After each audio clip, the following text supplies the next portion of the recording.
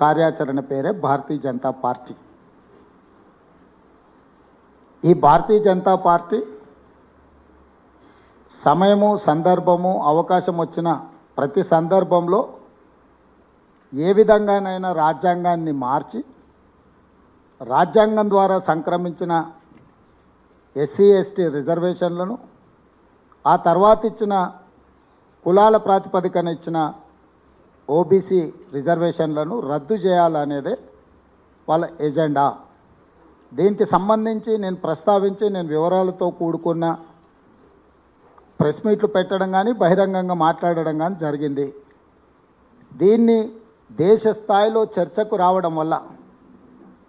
Bharatiya Janata party కార్యాచరణ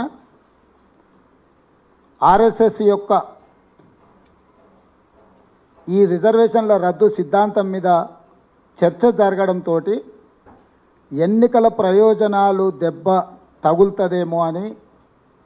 Bharatiya Janata party ఆ విషయాన్ని కప్పిపుచ్చుకోవడానికి,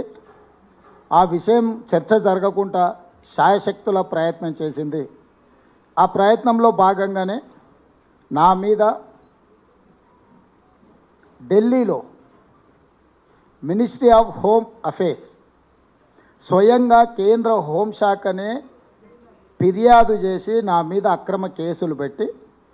ఆ అక్రమ కేసుల నోటీసు నాతో పాటు కాంగ్రెస్ పార్టీ సోషల్ మీడియా పనిచేసే వాళ్ళందరినీ 5-6 మందికి నోటీసులు ఇచ్చి గాంధీ భవన్కే వచ్చి ధైర్యంగా మాకు నోటీసులు ఇచ్చి ఈరోజు ఢిల్లీలో హాజరు కావాలని హుకుం జారీ చేశారు. నేను సూటిగా ఈ దేశ ప్రధానమంత్రి గారిని, ఈ దేశ కేంద్ర హోంశాఖ మంత్రి గారిని, మీరు పదే పదే తెలంగాణ రాష్ట్రానికి వస్తున్నారు కదా, మీ పార్టీ విధానాన్ని వివరించకుండా, మీ పార్టీ యొక్క ఆలోచన, గతంలో మీ మంత్రులు, గతంలో మీ పార్టీ నాయకులు చేసిన వ్యాఖ్యలను పరిగణలోకి తీసుకోకుండా, అంతకంటే ముందు 2000 సంవత్సరంలో అటల్ బిహారీ వాజ్పేయి గారు ఈ దేశానికి ప్రధానమంత్రిగా ఉన్నప్పుడు ఆనాటి రాష్ట్రపతి కేఆర్ నారాయణన్ గారి బడ్జెట్ సమావేశంలో ఉమ్మడి సభలను ఉద్దేశించి వారి ప్రసంగంలో మీరు పొందుపరిచిన సారాంశము, ఆ తర్వాత కేంద్ర ప్రభుత్వం ఇచ్చిన గెజిట్ నోటిఫికేషను, ఆ తర్వాత కేంద్ర ప్రభుత్వం అపాయింట్ చేసిన జస్టిస్ వెంకటాచలయ్య కమిషన్ రాజ్యాంగంను మార్చడానికి తీసుకోవలసిన చర్యలను, సూచనలను జస్టిస్ వెంకటాచలయ్య కమిషన్ అపాయింట్ చేసి వారితో 10 మంది రాజ్యాంగ నిపుణులను అందులో చేర్చి 2002లో వారు ఇచ్చిన సూచనలు మీరు దాచిపెట్టుకొని ఈరోజు రహస్య ఎజెండాగా మార్చుకొని 2024 ఎన్నికల్లో మీ పార్టీకి 2/3 మెజారిటీ వస్తే 2/3 మెజారిటీతోని రాజ్యాంగాన్ని మార్చడానికి మీరు వేసుకున్న ప్రణాళికలను నేను ప్రస్తావించిన, నేను ఇంత విస్పష్టంగా, నిర్దిష్టంగా ప్రధాన ప్రతిపక్ష పార్టీ కాంగ్రెస్ పార్టీ ఈ దేశానికి ఎస్సీ ఎస్టీ ఓబీసీ రిజర్వేషన్లు ఇచ్చిన పార్టీగా, ఆ పార్టీ ముఖ్యమంత్రిగా మీ మీద ఆధారాలతో కూడుకున్న ఆరోపణలు నేను చేస్తున్నప్పుడు ప్రభుత్వం వివరణ ఇచ్చుకోవడం కానీ, ప్రభుత్వం ఒకవేళ వాళ్ళు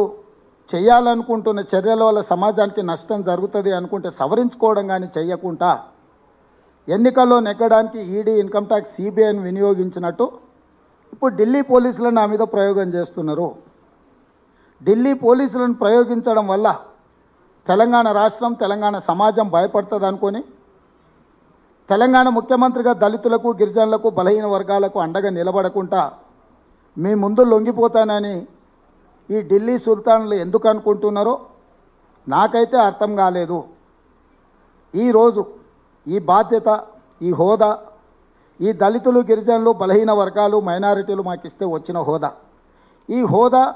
ఖచ్చితంగా రిజర్వేషన్లను కాపాడడానికి భారతీయ జనతా పార్టీ చేపడుతున్న కుట్రను తిప్పికొట్టడానికి తప్పకుండా ఈ బాధ్యతను నేను ఉపయోగిస్తా. ఈరోజు మీడియా మిత్రులకు క్రొనలాజికల్గా కొన్ని విషయాలను మీ దృష్టికి ఈరోజు మీకు ఇస్తాం. 2000 సంవత్సరంలో ఫిబ్రవరి 22, 2000 సంవత్సరంలో భారతీయ జనతా పార్టీ నేతృత్వంలో ఉన్న ఎన్డీఏ ప్రభుత్వం అటల్ బిహారీ వాజ్పేయి గారు ప్రధానమంత్రిగా గెజిట్ నోటిఫికేషన్ విడుదల చేసిండ్రు. ఈ గెజిట్ నోటిఫికేషన్లో ఒక పారాగ్రాఫ్ నేను చదివి వినిపిస్తాను. Whereas the National Agenda for Governance contains a pledge that a commission shall be appointed to review the Constitution of India in the light of more than 50 years of its working and make suitable recommendations for any possible changes, and this pledge was affirmed in the President's address, followed by a motion of thanks from the both House of Parliament.